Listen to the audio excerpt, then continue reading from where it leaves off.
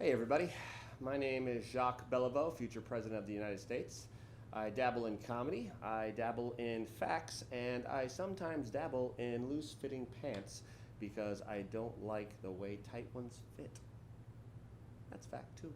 Anyways, I've been getting a lot of hate mail about my last video stating that Black Lives Matter and that Confederate statues are participation trophies and stupid. I still stand by those words. And I will forever. But I was also been told several times, 23 to be exact, that I need to read a book about history and that the Civil War wasn't about slavery, it was about states' rights and blah, blah, blah, blah, blah. So I'm going to go ahead and put my entire argument out on the table about why I think the Civil War was about slavery and isn't anyone's heritage. And if it is, it shouldn't be, because if you claim the Confederacy as your heritage and you're proud of it, you're racist. If you think Confederate statues should be left alone, you're racist. If you feel like black lives don't matter, you're racist. If you say things like all lives matter, you're racist. Blue lives matter, you're racist and stupid because blue lives aren't a thing. Blue is a career choice. I'm not saying that police officers' lives don't matter. I'm just saying, work on the whole slogan thing, because unless you're out there, protecting Papa Smurf and them from Gargamel, you've got the wrong slogan. Rethink the t-shirt design. Anyways, so here comes my argument about why the Civil War was in fact about slavery. Where did I get my information and my facts? Well, I'm glad you asked me. What I did is I went ahead and just printed off copies of the actual declarations of secession that the states submitted to the federal government, outlining the reasons that they were in fact leaving the Union, which would later lead to the Civil War, that promptly started around April 12th and 13th when the South Carolina militia decided to attack Fort Sumter. Anyways, that's debatable, I guess. Facts, she can't get tied up in those. So what I'm going to do, as boring as it may sound to you, is I'm going to sit here and I'm going to read you a few of these declarations of secession, starting with the first one that was basically declared on December 20th, 1860. From good old South Carolina. Okay, now excuse me that I didn't put these on a teleprompter today because I really wanted to enforce the fact that these are, actual letters, actual pieces of paper that somebody thought were a good idea to write down and send into a federal government. South Carolina. The people of the state of South Carolina, in convention assembled on the 26th day of April, A.D. 1852, declared that the frequent violations of the Constitution of the United States by the federal government and its encroachments upon the reserved rights of the states fully justified this state in then withdrawing from the federal union. But in deference to the opinions and wishings of the other slave-holding states, she forbore at that time to exercise this right. Since that time, these encroachments have continued to increase, and further forbearance ceases to be a virtue. And now, the state of South Carolina, having resumed her separate and equal place among nations, deems it due to herself, to the remaining United States of America, and to the nations of the world, that she should declare the immediate causes which have led to this act. In the year 1765, South Carolina likes to get a little dramatic and give us a little history lesson first. In the year 1765, that portion of the British Empire embracing Great Britain undertook to make laws for the government of that portion composed of the 13 American colonies. A struggle for the right of self-government ensued, which resulted on the 4th of July, 1776, in a declaration by the colonies that they are and of right ought to be free and independent states, and that, as free and independent states, they have full power to levy war, conclude peace, contract alliances, establish commerce, and to do all other acts and things which independent states may have right to do. They further solemnly declared that whenever any form of government becomes destructive of the ends for which it was established, it is the right of the people to alter or abolish it, and to institute a new government. Deeming the government of Great Britain to have become destructive of these ends, they declared that the colonies are absolved from all allegiance to the British crown, and that all political connection between them and the state of Great Britain is and ought to be totally dissolved. In pursuance of this Declaration of Independence, each of the 13 states proceeded to exercise its separate sovereignty, adopted for itself a constitution, and appointed officers for the administration of government in all its departments, legislative, executive, and judicial. For purposes of defense, they united their arms and their councils, and in 1778 they entered into a league known as the Articles of Confederation, whereby they agreed to entrust the administration of their external relations to a common agent known as the Congress of the United States, expressly declaring in the first article that each state retains its sovereignty, freedom, and independence, and every power, jurisdiction, and right which is not, by this confederation, expressly delegated to the United States in Congress assembled. Remember that part right there. Under this confederation, the War of the Revolution was carried on, and on the 3rd of September, 1783, the contest ended and a definite treaty was signed by Great Britain in which she acknowledged the independence of the colonies in the following terms. Article 1. His Britannic Majesty acknowledges the said United States, viz. New Hampshire, Massachusetts Bay, Rhode Island, and Providence Plantations, Connecticut, New York, New Jersey, Pennsylvania, Delaware, Maryland, Virginia, North Carolina, South Carolina, and Georgia to be free, sovereign, and independent states. They, I guess, had caps locks back then, too. That he treats with them as such, and for himself, his heirs, and successors, relinquishes all claims to the government, propriety, and territorial rights of the same, and every part thereof. Thus were established the two great principles asserted by the colonies, namely, the right of a state to govern itself and the right of a people to abolish a government when it becomes destructive of the ends for which it was instituted. And concurrent with the establishments of these principles was the fact that each colony became and was recognized by the mother country a free, sovereign, and independent state. Them caps locks, I'm telling you. In 1787, deputies were appointed by the states to revise the Articles of Confederation, and on the 17th September, 1787, these deputies recommended for the adoption of the states the Articles of Union, known as the Constitution of the United States. We're like 2 pages in, and they're still just talking about the Constitution and how it happened. We know how it happened, but I don't want anybody to be like, well, you didn't read the whole thing. And somewhere hidden in there is the real reason for the Civil War, so please bear with me. The parties to whom this Constitution was submitted were the several sovereign states. They were to agree or disagree, and when 9 of them agreed, the compact was to take effect among those concurring, and the general government, as the common agent, was then invested with their authority. If only 9 of the 13 states had concurred, the other 4 would have remained, as then they were, separate sovereign states, independent of any of the provisions of the Constitution. In fact, 2 of the states did not accede to the Constitution until long after it had gone into operation among the other 11, and during that interval, they each exercised the functions of an independent nation. By this Constitution, certain duties were imposed upon the several states, and the exercise of certain of their powers was restrained, which necessarily implied their continued existence as sovereign states.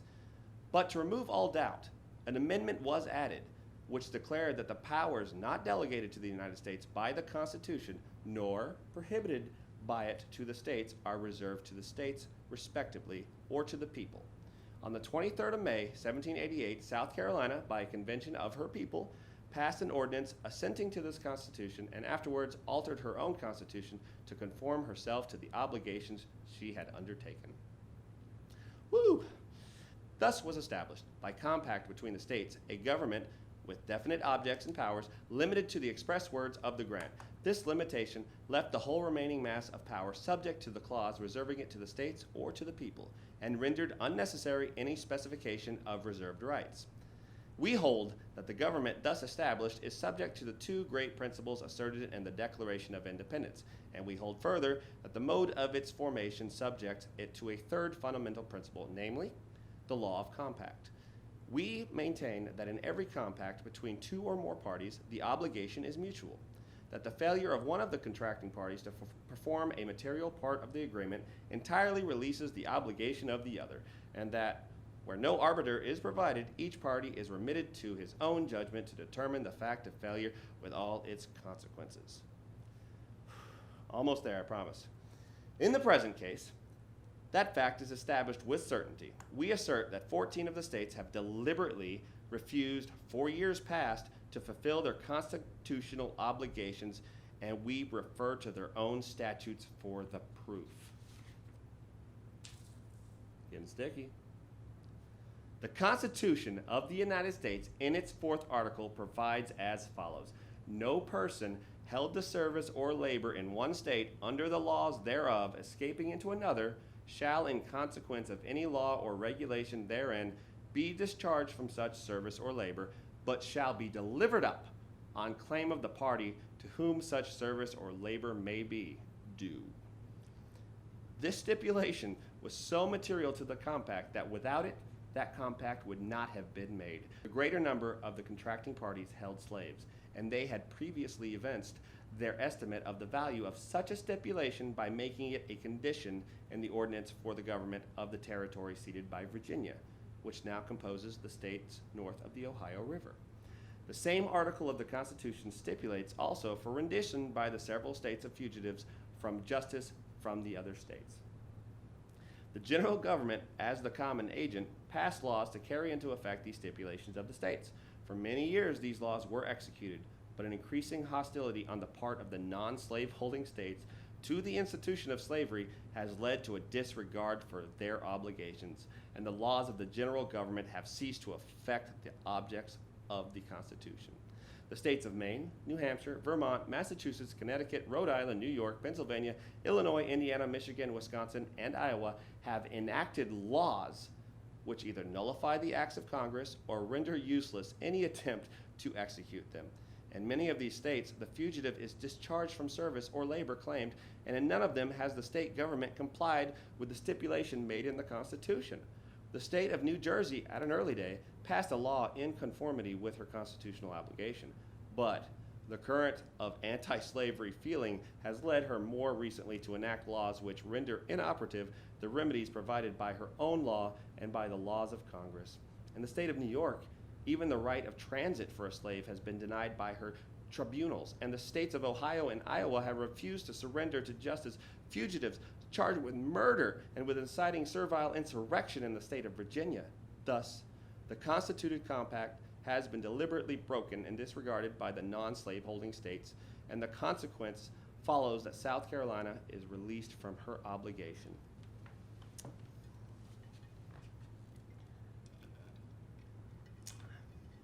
Yeah, this is a real paper they wrote and sent in.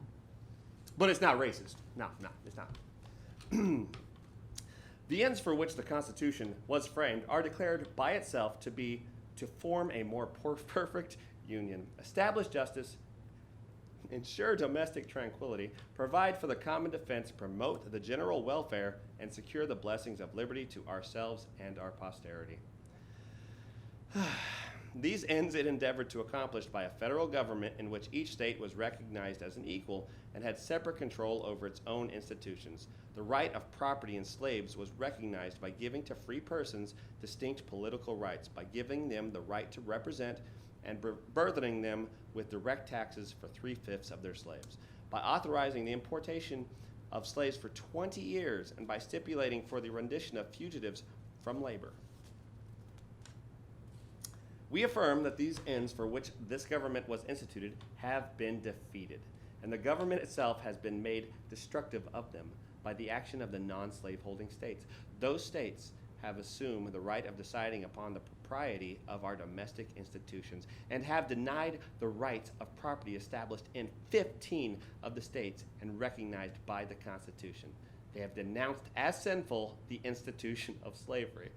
They have permitted open establishment among them of societies whose avowed object is to disturb the peace and to elloign the property of the citizens of other states.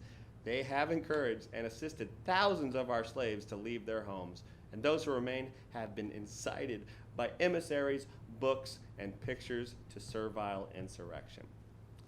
So far, let's catch up. The government is overstepping when it's not allowing me to basically have slaves, because I'm allowed to make my own laws when it comes to that. But those other states that are making their own laws, that's not fair, because Those are against my laws, but I want slaves. For 25 years, this agitation has been steadily increasing until it has now secured to its aid the power of the common government.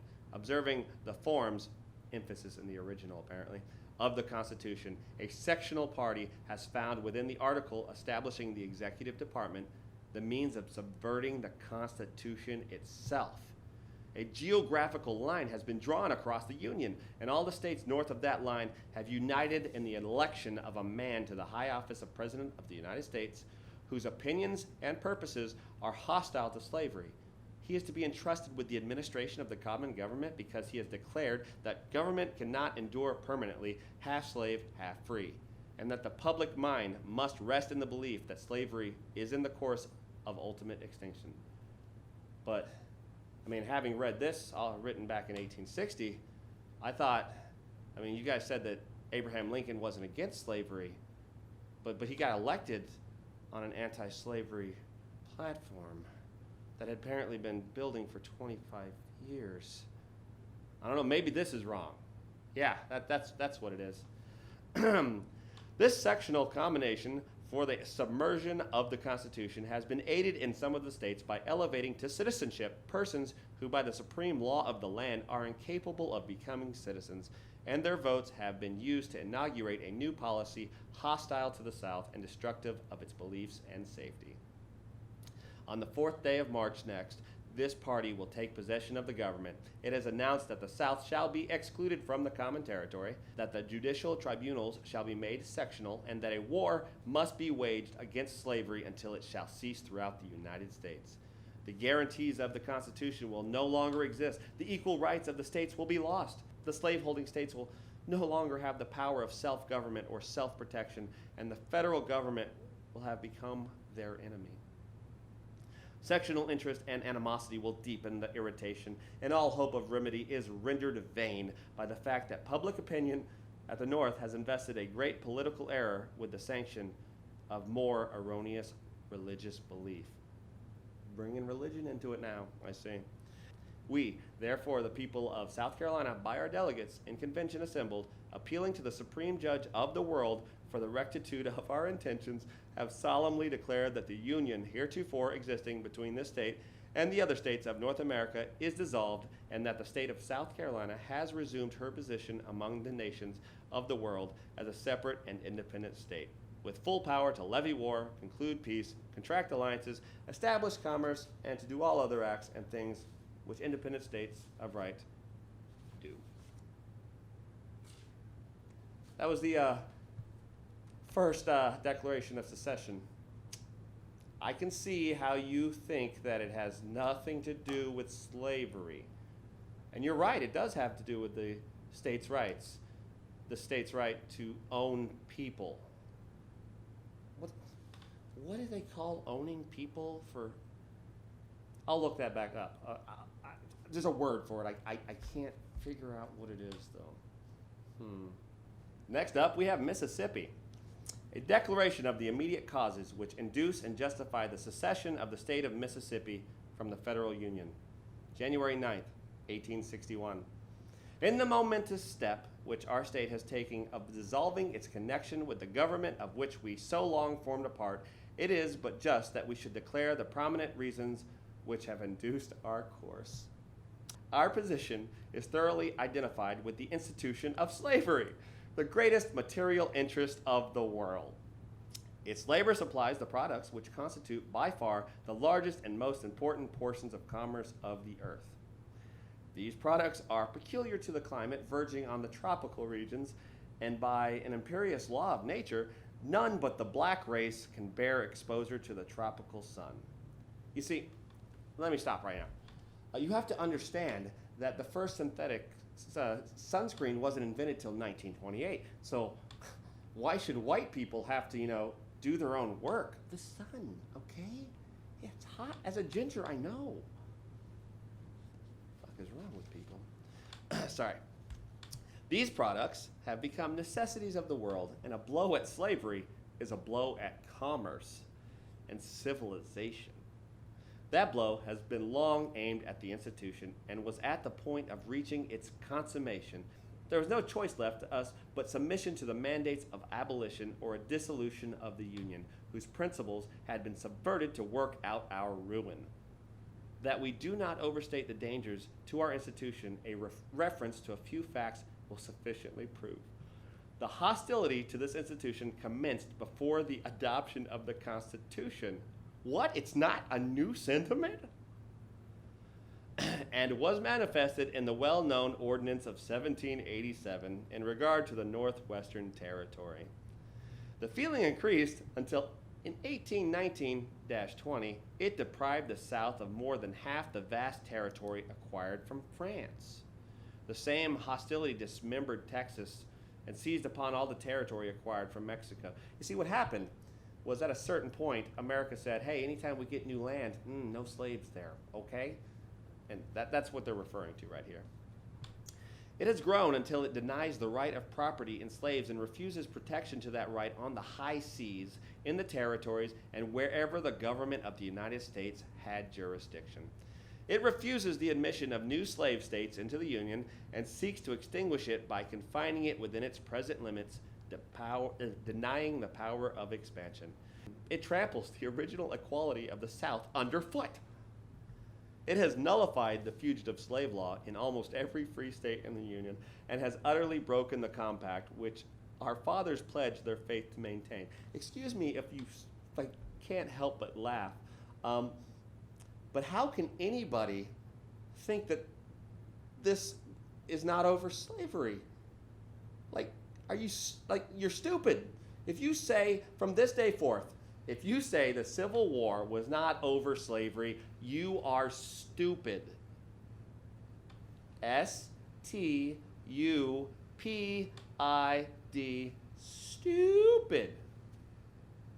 I digress. It advocates Negro equality socially and politically and promotes insurrection and incendiarism in our midst. It has enlisted its press, its pulpit, and its schools against us until the whole popular mind of the North is excited and inflamed with prejudice. They're the prejudiced ones because they don't want us to have slaves. Wow. It has made combinations and formed associations to carry out its schemes of emancipation in the states and wherever else slavery exists. It seeks not to elevate or to support the slave, but to destroy his present condition without providing a better.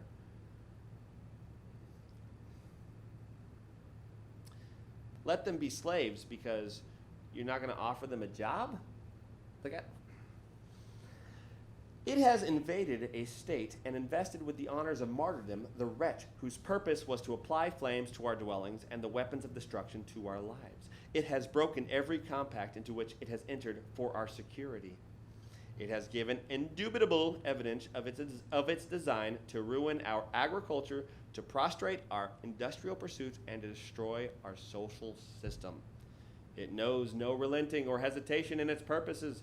It stops not in its march of aggression and leaves us no room to hope for cessation or for pause. It has recently obtained control of the government by the prosecution of its unhallowed schemes and destroyed the last expectation of living together in friendship and brotherhood.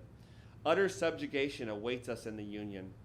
If we should consent longer to remain in it, it is not a matter of choice, but of necessity. We must either submit to degradation and to the loss of property worth $4 billion of money, or we must secede from the Union framed by our fathers to secure this as well as every other species of property.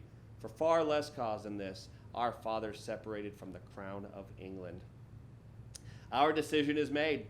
We follow their steps. We embrace the alternative of separation, and for the reasons here stated, we resolve to maintain our rights with the full consciousness of the justice of our course and the undoubting belief of our ability to maintain it. Definitely not about slavery at all. Georgia, January 19th, 1861. The people of Georgia, having dissolved their political connection with the government of the United States of America, present to their Confederates and the world the causes which have led to the separation. For the last 10 years, we have had numerous and serious causes of complaint against our non-slave holding Confederate states with reference to the subject of African slavery. They have endeavored to weaken our security, to disturb our domestic peace and tranquility, and persistently refuse to comply with their express constitutional obligations to us in reference to that property. And by the use of their power in the federal government have striven to deprive us of an equal enjoyment of the common territories of the Republic. This hostile policy of our Confederates has been pursued with every circumstance of aggravation, which could arouse the passions and excite the hatred of our people, and has placed the two sections of the Union for many years past in the condition of virtual civil war. Our people, still attached to the Union from habit and national traditions, and averse to change, hope that time, reason, and argument would bring, if not redress, at least exemption from further insults, injuries, and dangers. Recently, events have fully dissipated all such hopes and demonstrated the necessity of separation. Our Northern Confederates, after a full and calm hearing of all the facts, after a fair warning of our purpose not to submit to the rule of the authors of all these wrongs and injuries, have by a large majority committed the government of the United States into their hands. The people of Georgia, after an equally full and fair and deliberate hearing of the case, have declared with equal firmness that they shall not rule over them. A brief history of the rise, progress, and policy of anti-slavery and the political organization into whose hands the administration of the federal government has been committed will fully justify the pronounced verdict of the people of Georgia. The party of Lincoln, called the Republican Party, under its present name and organization, is of recent origin. It is admitted to be an anti-slavery party, while it attracts to itself, by its creed, the scattered advocates of exploded political heresies, of condemned theories in political economy, the advocates of commercial restrictions, of protection, of special privileges, of waste and corruption in the administration of government. Anti-slavery is its mission and its purpose. By anti-slavery, it is made a power in the state. The question of slavery was the great difficulty in the ways of the formation of the Constitution. While the subordination and the political and social inequality of the African race was fully conceded by all, it was plainly apparent that slavery would soon disappear from what are now the non-slave holding states of the original 13. The opposition to slavery was then, as now, general in those states, and the Constitution was made with direct reference to that fact. But a distinct abolition party was not formed in the United States for more than half a century after the government went into operation. The main reason was that the North, even if united, could not control both branches of the legislature during any portion of that time. Therefore, such an organization must have resulted either in utter failure or in the total overthrow of the government. The material prosperity of the North was greatly dependent on the federal government, that of the South not at all. In the first years of the Republic, the navigating, commercial, and manufacturing interests of the North began to seek profit and aggrandizement at the expense of the agricultural interests. Even the owners of fishing smacks sought and obtained bounties for pursuing their own business, which yet continued, and $500,000 is now paid them annually out of the Treasury. The navigating interests begged for protection against foreign shipbuilders and against competition in the coasting trade. Congress granted both requests, and by prohibitory acts gave an absolute monopoly of this business to each of their interests, which they enjoy without diminution to this day. Not content with these great and unjust advantages, they have sought to throw the legitimate burden of their business as much as possible upon the public. They have succeeded in throwing the cost of lighthouses, buoys, and the maintenance of their seamen upon the Treasury, and the government now pays above $2 million annually for their support of these objects. Imagine thinking that you don't need lighthouses because you're such great sailors, I guess. And if you do need them, you'll build them yourself. And then nobody should, look after them or repair them or any of that. Buoys what are sandbars? We don't need buoys. We've been navigating the ocean for hours. I'm sorry. These interests, in connection with the commercial and manufacturing classes, have also succeeded by means of subventions to mail steamers and the reduction in postage in relieving their businesses from the payment of about $7 million annually, throwing it upon the public treasury under the name of postal deficiency. The manufacturing interests entered into the same struggle early and has clamored steadily for government bounties and special favors. This interest was confined mainly to the eastern and middle non-slaveholding states. Wielding these great states, it held great power and influence, and its demands were in full proportion to its power. The manufacturers and miners wisely based their demands upon special facts and reasons rather than upon general principles, and thereby mollified each of the opposition of those opposing interests.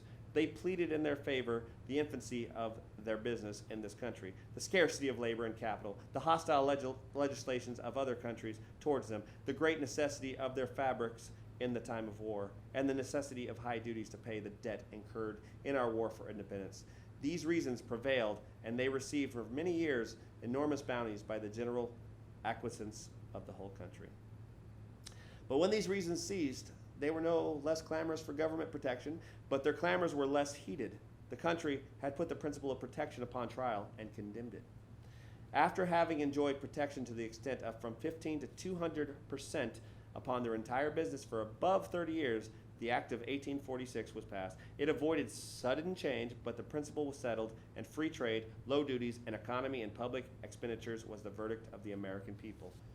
The South and the Northwestern states sustained this policy. There was but small hope of its reversal. Upon the direct issue, none at all. All these classes saw this and felt it and cast about for new allies. The anti-slavery sentiment of the North offered the best chance for success. An anti-slavery party must necessarily look to the North alone for support.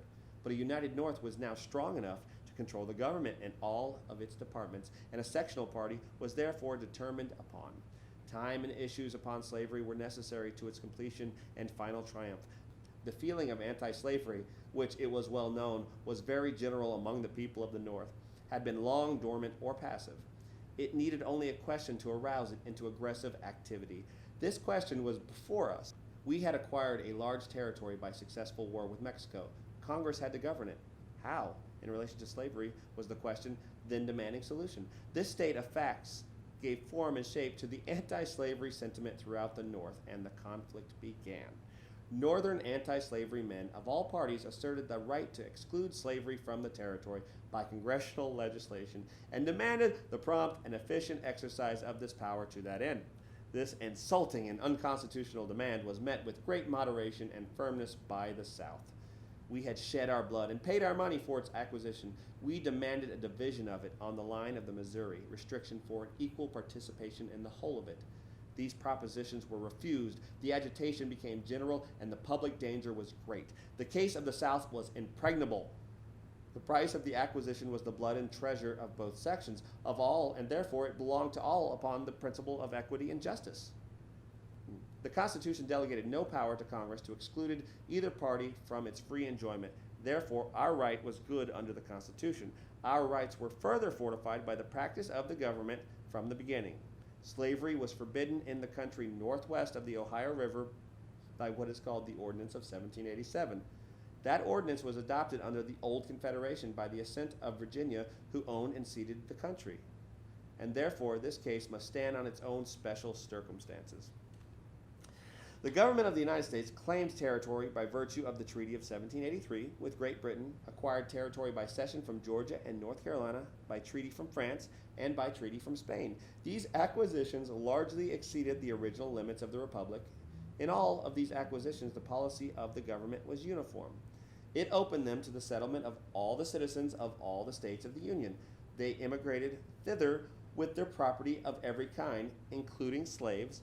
All were equally protected by public authority in their persons and property until the inhabitants became sufficiently numerous and otherwise capable of bearing the burdens and performing the duties of self-government.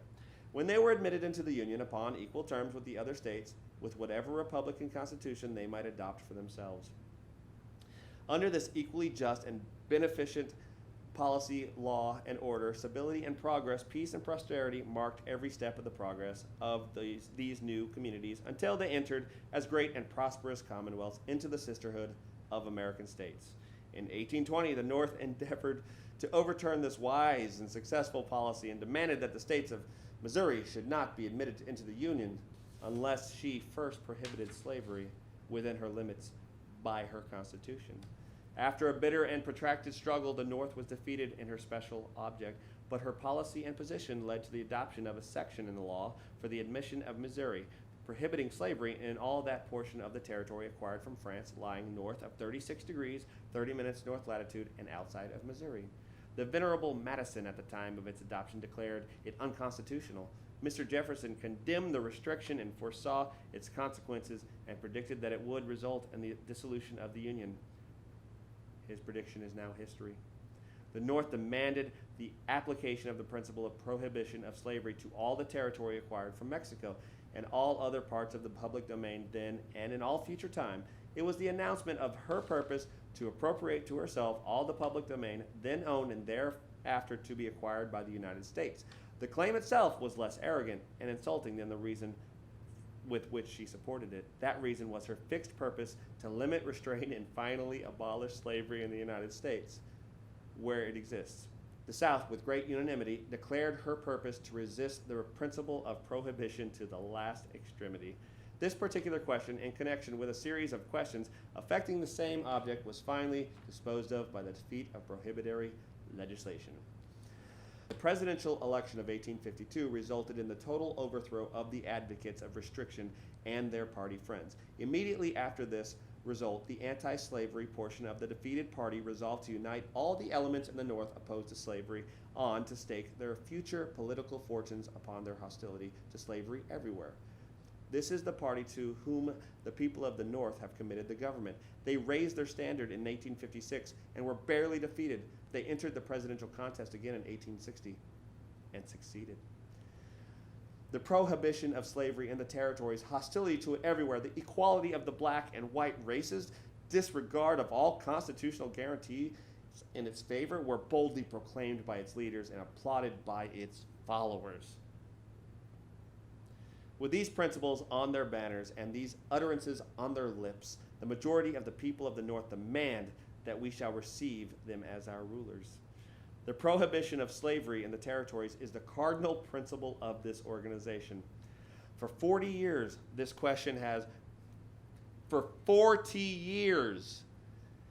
question has been considered and debated in the halls of Congress, before the people, by the press, and before the tribunals of justice. The majority of the people of the North in 1860 decided it in their own favor. We refuse to submit to that judgment, and in vindication of our refusal, we offer the Constitution of our country and point to the total absence of any express powers to exclude us. We offer the practice of our government for the first 30 years of its existence in complete refutation of the position that any such power is either necessary or proper to the execution of any other power in relation to the territories. We offer the judgment of a large minority of the people of the North, amounting to more than 1/3, who united with the unanimous voice of the South against this usurpation. And then finally, we offer the judgment of the Supreme Court of the United States, the highest judicial tribunal of our country, in our favor. This evidence ought to be conclusive that we have never surrendered this right. The conduct of our adversaries admonishes us that if we had surrendered it, it is time to resume it. The faithless conduct of our adversaries is not confined to such acts as might aggrandize themselves or their section of the Union. They are content if they can only injure us. The Constitution declares that persons charged with crimes in one state and fleeing to another shall be delivered up on the demand of the executive order of the state from which they may flee, to be tried in the jurisdiction where the crime was committed. It would appear difficult to employ language freer from ambiguity. Yet for above 20 years, the non-slave holding states generally have wholly refused to deliver up to us persons charged with crimes affecting slave property. Our Confederates, with Punic faith, shield and give sanctuary to all criminals who seek to deprive us of this property or who use it to destroy us. This clause of the Constitution has no other sanction than their good faith. That is withheld from us. We are remedialists in the Union. Out of it, we are remitted to the laws of nations. A similar provision of the Constitution requires them to surrender fugitives from labor. This provision and the one last referred to were our main inducements for confederating with the northern states. Without them, it is historically true that we would have rejected the Constitution. In the 4th year of the Republic, Congress passed a law to give full vigor and efficiency to this important provision. This act depended to a considerable degree upon the local magistrates in the several states for its efficiency. The non-slaveholding states generally repealed all laws intended to aid the execution of that act and imposed penalties upon those citizens whose loyalty to the Constitution and their oaths might induce them to discharge their duty. Congress then passed the Act of 1850, providing for the complete execution of this duty by federal officer. This law, which their own bad faith rendered absolutely indispensable for the protection of constitutional rights, was instantly met with ferocious revilings and all conceivable modes of hostility. Man, these Georgians are long-winded. The Supreme Court unanimously, and their own local courts with equal unanimity, with the single and temporary exception of the Supreme Court of Wisconsin, sustained its constitutionality in all of its provisions. Yet it stands today a dead letter for all practicable purposes in every non-slaveholding state in the Union. We have their covenants, we have their oaths to keep and observe it, but the unfortunate claimant, even accompanied by a federal officer with the mandate of the highest judicial authority in his hands, is everywhere met with fraud, with force, and with legislative enactments to elude, to resist, and defeat him. Claimants are murdered with impunity. Officers of the law are beaten by frantic mobs, instigated by inflammatory appeals from persons holding the highest public employment in these states, and supported by legislation in conflict with the clearest provisions of the Constitution, and even the ordinary principles of humanity. In several of our Confederate states, a citizen cannot travel the highway with his servant, who may voluntarily accompany him, without being declared by law a felon and being subjected to infamous punishments. It is difficult to perceive how we could suffer more by the hostility than by the fraternity of such brethren. The public law of civilized nations requires every state to restrain its citizens or subjects from committing acts injurious to the peace and security of any other state, and from attempting to excite insurrection or to lessen the security or to disturb the tranquility of their neighbors. And our Constitution wisely gives Congress the power to punish all offenses against the laws of nations. These are sound and just principles which have received the approbation of just men in all countries and all centuries, but they are wholly disregarded by the people of the northern states. And the federal government is impotent to maintain them. For 20 years past, the abolitionists and their allies in the northern states have been engaged in constant efforts to subvert our institutions and to excite insurrection and servile war amongst us. They have sent emissaries among us for the accomplishments of these purposes. Some of these efforts have received the public sanction of a majority of the leading men of the Republican Party in the national councils, the same men who are now proposed as our leaders. These efforts have in one instance led to the actual invasion of one of the slaveholding states, and those of the murderers and incendiaries who escaped public justice by flight have found fraternal protection among our northern Confederates. These are the same men who say the Union shall be preserved.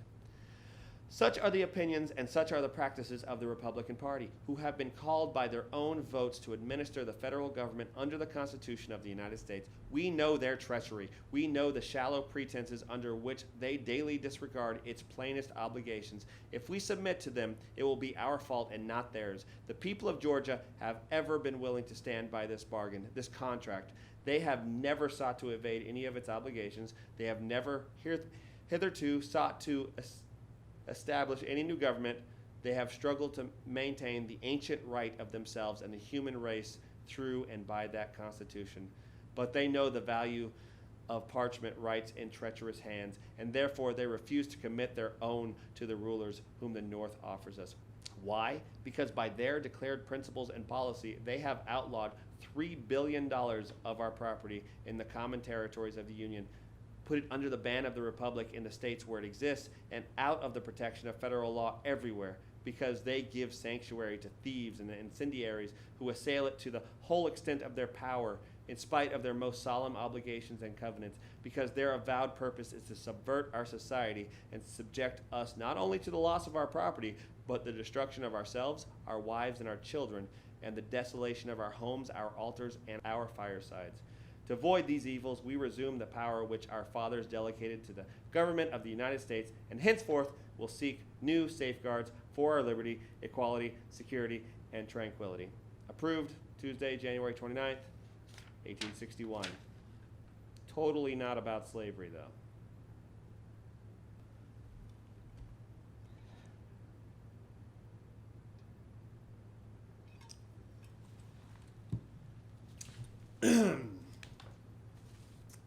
Texas. A declaration of the causes which impelled the state of Texas to secede from the federal union. February 1st, 1861. I feel like I'm reading a really racist journal. Anyways, the government of the United States, by certain joint resolutions bearing date the first day of March in the year AD 1845, proposed to the Republic of Texas, then a free, sovereign, and independent nation, emphasis in the original, the annexation of the latter to the former as one of the co-equal states thereof. The people of Texas, by deputies and convention, assembled on the 4th day of July of the same year, assented to and accepted said proposals, and formed a constitution for the proposed state, upon which, on the 29th day of December in the same year, said state was formally admitted into the Confederated Union. Texas abandoned her separate national existence and consented to become one of the Confederated Union to promote her welfare, ensure domestic tranquility, and secure more substantially the blessings of peace and liberty to her people. She was received into the Confederacy with her own constitution under the guarantee of the federal Constitution and the compact of annexation, and that she should enjoy these blessings. She was received as a commonwealth holding, maintaining, and protecting the institution known as Negro slavery, the servitude of the African to the white race within her limits, a relation that had existed from the first settlement of her wilderness by the white race, and which her people intended should exist in all future time. Her institutions and geographical position established the strongest ties between her and other slaveholding states of the Confederacy. Those ties have been strengthened by association. But what has been the course of the government of the United States and of the people and authorities of the non-slaveholding states since our connection with them? The controlling majority of the federal government, under various pretenses and disguises, has so administered the same as to exclude the citizens of the southern states, unless under odious and unconstitutional restrictions, from all the immense territory owned in common by all of the states of the Pacific Ocean, for the avowed purpose of acquiring sufficient power in the common government to use it as a means of destroying the institution of Texas and her sister slave-holding states. By the disloyalty of the northern states and their citizens and the imbecility of the federal government, infamous combinations of incendiaries and outlaws have been permitted in those states and the common territory of Kansas to trample upon the federal laws, to war upon the lives and property of southern citizens in that territory, and finally, by violence and mob law, to usurp the possession of the same as exclusively the property of the northern states. The federal government, while but partially under the control of these, our unnatural and sectional enemies, has for years almost entirely failed to protect the lives and property of the people of Texas against the Indian savages on our border, and more recently against the murderous forays of banditti from the neighboring territory of Mexico. And when our state government has expended large amounts for such purpose, the federal government has refused reimbursement, therefore, thus rendering our condition more insecure and harassing than it was during the existence of the Republic of Texas. These and other wrongs have patiently borne in the vain hope that a returning sense of justice and humanity would induce a different course of administration. When we advert to the course of individual non-slave holding states and that a majority of their citizens, our grievances assume far greater magnitude. The states of Maine, Vermont, New Hampshire, Connecticut, Rhode Island, Massachusetts, New York, Pennsylvania, Ohio, Wisconsin, Michigan, and Iowa, by solemn legislative enactments, have deliberately, directly, or indirectly violated the third clause of the second section of the fourth article, the Fugitive Slave Clause, of the federal Constitution, and laws passed in pursuance thereof, thereby annulling a material provision of the compact, designed by its framers to perpetuate the amity between the members of the Confederacy and to secure the rights of the slaveholding states in their domestic institutions. A provision founded in justice and wisdom, and without the enforcement of which the compact fails to accomplish the object of its creation. Some of those states have imposed high fines and degrading penalties upon any of their citizens or officers who may carry out in good faith that provision of the compact or the federal laws enacted in accordance therewith. In all the non-slaveholding states, in violation of that good faith and comity which should exist between entirely distinct nations, the people have formed themselves into a great sectional party, now strong enough in numbers to control the affairs of each of those states, based upon an unnatural feeling of hostility to these southern states and their beneficent and patriarchal system of African slavery, proclaiming the debasing doctrine of equality of all men, irrespective of race or color, a doctrine at war with nature.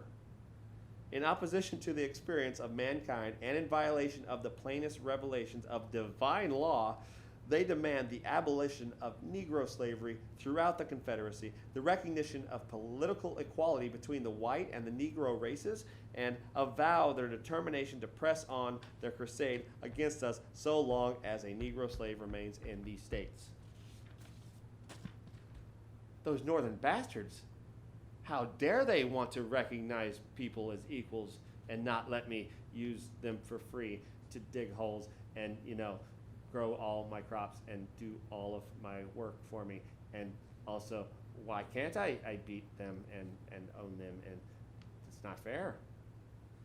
For years past, this abolition organization has been actively sowing the seeds of discord through the Union and has rendered the federal Congress the arena for spreading firebrands and hatred between the slaveholding and non-slaveholding states.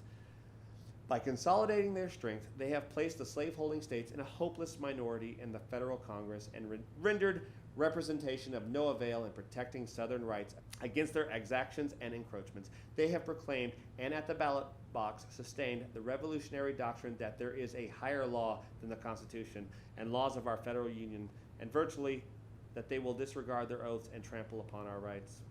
They have for years past encouraged and sustained lawless organizations to steal our slaves and prevent their recapture, and have repeatedly murdered Southern citizens while lawfully seeking their rendition.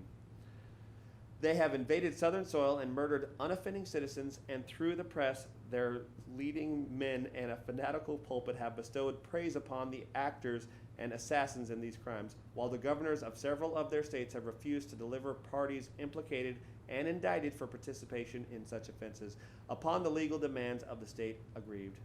They have, through the mails and hired emissaries, sent seditious pamphlets and papers among us to stir up servile insurrection and bring blood and carnage to our firesides. They have sent hired emissaries among us to burn our towns and distribute arms and poison to our slaves for the same purpose. They have impoverished the slaveholding states by unequal and partial legislation, thereby enriching themselves by draining our substance. They have refused to vote appropriations for protecting Texas against ruthless savages for the sole reason that she is a slaveholding state. It's almost like if you do something evil, you're being punished. I don't know. And finally, by the combined sectional vote of the 17 non-slaveholding states, they have elected as president and vice president of the whole Confederacy 2 men whose chief claims to such high positions are their approval of these long-continued wrongs and their pledges to continue them to the final consummation of these schemes for the ruin of the slaveholding states. In view of these and many other facts, it is meet that our own views should be distinctly proclaimed. We hold as undeniable truths that the governments of the various states and of the Confederacy itself were established exclusively by the white race for themselves and their posterity, that the African race had no agency in their establishment, that they were rightfully held and regarded as an inferior and dependent race, and in that condition only could their existence in their country be rendered beneficial or tolerable. That in this free government all white men are and of right ought to be entitled to equal civil and political rights. There's an emphasis in the original. that the servitude of the African race as existing in these states is mutually beneficial to both bond and free, and is abundantly authorized and justified by the experience of mankind and the revealed will of the Almighty Creator, as recognized by all Christian nations, while the destruction of the existing relations between the two races, as advocated by our sectional enemies, would bring inevitable calamities upon both, desolation upon the 15 slaveholding states. Apparently God wants us to have slaves. By the secession of 6 of the slaveholding states and the certainty that others will speedily do likewise, Texas has no alternative but to remain in an isolated connection with the North or unite her destinies with the South. For these and other reasons, solemnly asserting that the federal Constitution has been violated and virtually abrogated by the several states named, seeing that the federal government is now passing under the control of our enemies to be diverted from the exalted objects of its creation to those of oppression and wrong, and realizing that our own state can no longer look for protection but to God and her own sons, we, the delegates of the people of Texas in convention assembled, have passed an ordinance dissolving all political connection with the government of the United States of America and the people thereof, and confidently appeal to the intelligence and patriotism of the free men of Texas to ratify the same at the ballot box on the 23rd day of the present month. Adopted in convention on the 2nd day of February in the year of our Lord, 1861, and of the independence of Texas, the 25th.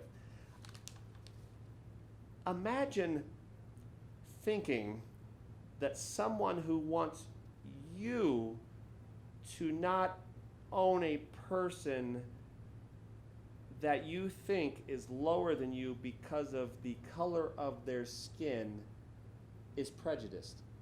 Imagine that. Let it sink in for a second. Virginia. The Secession Ordinance, an ordinance to repeal the ratification of the Constitution of the United States of America by the state of Virginia and to resume all the rights and powers granted under said Constitution. The people of Virginia, in their ratification of the Constitution of the United States of America, adopted by them in convention on the 25th day of June, in the year of our Lord, 1788, have declared that the powers granted under the said Constitution were derived from the people of the United States and might be resumed whensoever the same should be perverted to their injury and oppression, and the federal government having perverted said powers, not only to the injury of the people of Virginia, but to the oppression of the southern slave-holding states. Now, therefore, we, the people of Virginia, do declare and ordain that the ordinance adopted by the people of the state in convention on the 25th day of June, 1888, whereby the Constitution of the United States of America was ratified, and all acts of the General Assembly of the state ratifying or adopting amendments to said Constitution are hereby repealed and abrogated. That the union between the state of Virginia and the other states under the Constitution aforesaid is hereby dissolved, and that the state of Virginia is in full possession and exercise of all the rights of sovereignty which belong and appertain to a free and independent state. And they do further declare that the said Constitution of the United States of America is no longer binding on any of the citizens of the state. This ordinance shall take effect and be an act of this day when ratified by a majority of the votes of the people of this state, cast at a poll to be taken thereon on the 4th Thursday in May next, in pursuance of a schedule to be hereafter enacted. Done in convention in the city of Richmond on the 17th day of April, and the year of our Lord, 1861, and in the 85th year of the Commonwealth of Virginia. J. No. L. Eubank, Secretary of Convention. Well, at least Virginia wasn't long-winded. So those are what are considered the main Articles of Secession, from the biggest and the first to go. Of course, Alabama, Florida, Louisiana, Arkansas, North Carolina, Tennessee, they also had their own little blurbs, much of the same reasons given already. So let me reiterate. If you think that the Civil War was not over slavery, you are stupid. If if you are going to sit there and say that the Confederacy is your heritage and you're proud of it, you are racist and stupid. If you think that we need Confederate statues around to remind us of the Civil War or to be proud of all that stuff, you see the above, stupid and racist. But maybe I'm wrong. One of my favorite things in this world is to be proven wrong, because that means I've learned something.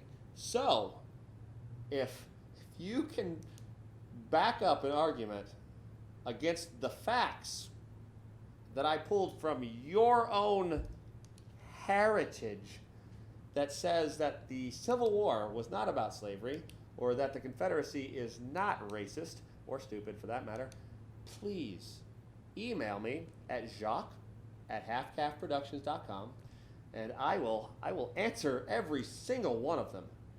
Every single one of them. Know this, though. If you come at me blasting about me being stupid or how blah, blah, blah, you're proud of this, blah, blah, blah, I will post it. I will use your name. I will screenshot everything. And I'm not here trying to pick on stupid racist people, because I'm not even sure they would know I'm doing that, because they probably just heard me say Civil War, and they went to polish their vast cachet of guns and hoist their Confederate flags, which is, anti-American, but don't tell them that. Also, come November, when you're about to go vote for the next president of the United States, vote Jacques Belliveau. I have a beard, and I have a plan.